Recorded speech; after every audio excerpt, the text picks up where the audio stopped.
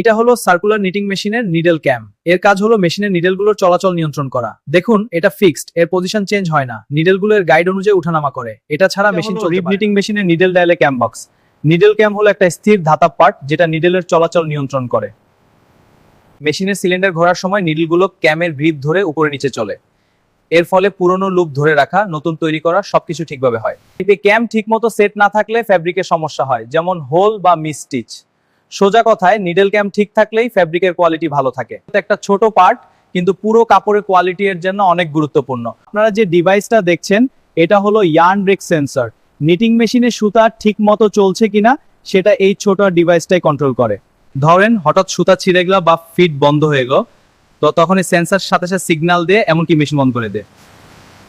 এই যে লাইটগুলো দেখতেছেন, সবুজ মানে সব ঠিক আর লাল মানে সমস্যা হয়েছে। এই ছোট একটা ডিভাইসই কিন্তু কাপড়ের কোয়ালিটি ঠিক রাখে।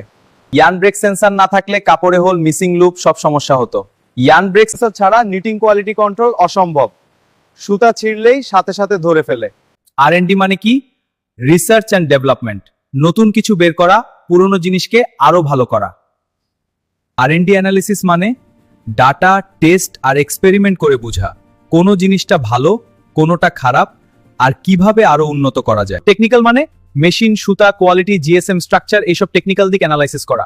আর ইন্টারেস্টিং মানে হলো এই শুধু ডাটা না, নতুন আইডিয়া, নতুন ডিজাইন, নতুন ফ্যাব্রিক বানানোর ক্রিয়েটিভ অংশ। সহজ ভাষায় R&D অ্যানালিসিস, টেস্ট, চিন্তা, নতুন আইডিয়া, ভালো প্রোডাক্ট। ভালো কাপড় বানাতে শুধু মেশিন না, দরকার smart R&D analysis. R&D analysis মানে শুধু টেস্ট না, এটা হলো নতুন কিছু তৈরি করার smart process. Technical plus creative চিন্তা মিলেই বানায় পারফেক্ট ফ্যাব্রিক। দেখেন 210 জিএসএম কাপড় বানানো একদম ভালো আইডিয়া। এটা medium heavy fabric, T shirt, পলো, এমনকি কিছু হালকা সোয়েট শার্টে ইউজ হয়।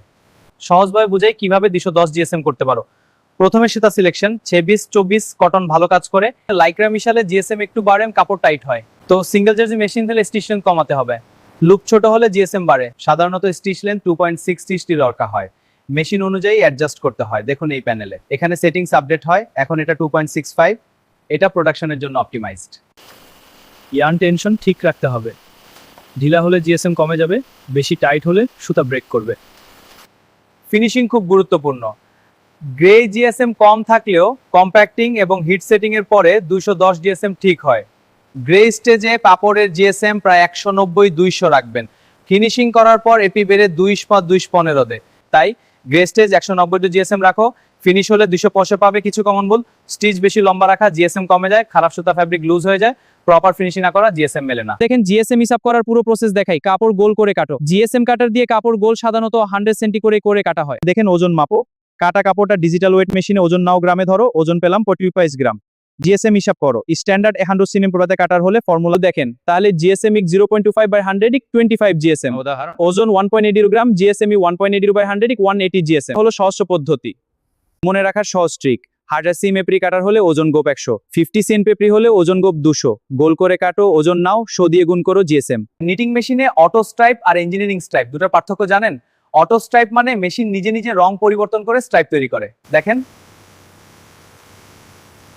আপনাকে বারবার সুতা চেঞ্জ করতে হয় না, সব অটোমেটিক। আর ইঞ্জিনিয়ারিং স্ট্রাইপ এটা আরো অ্যাডভান্স। এখানে আপনি আগে থেকেই ডিজাইন, স্ট্রাইপের সাইজ আর প্যাটার্ন সেট করে দিতে পারেন। সহজ ভাষায় auto stripe, automatic colour change, engineering stripe, design control. এই টেকনোলজি দিয়ে ফ্যাশনেবল কাপড় খুব সহজে তৈরি করা যায়। ধন্যবাদ। এই সুতা এস টুইস্ট না জে টুইস্ট? দেখুন যদি সুতার লাইনটা এস এর মতো ঢলো হয় এটা হলো এস টুইস্ট, আর যদি জিদের মতো লাগে এটা জি টুইস্ট, মানে ডান দিকে পাক। টেক্সটাইলে সবচেয়ে বেটুসি ব্যবহার হয় জি টুইস্ট পাক। ভোল টুইস্ট নিলে কি হবে? কাপড় ঘুরে যায়, স্প্রেয়ালিটি হয়, শেপ নষ্ট হয়ে যায়। তাই কাজের আগে টুইস্ট চেক করা খুবই জরুরি। এখন থেকে সুতা দেখলেই বুঝতে পারবেন এটা এস টুইস্ট না জেড টুইস্ট। এমন আরো টেক্সটাইল টিপস পেতে ফলো এবং ইউটিউব চ্যানেল সাবস্ক্রাইব করুন। পাশে থাকার জন্য ধন্যবাদ।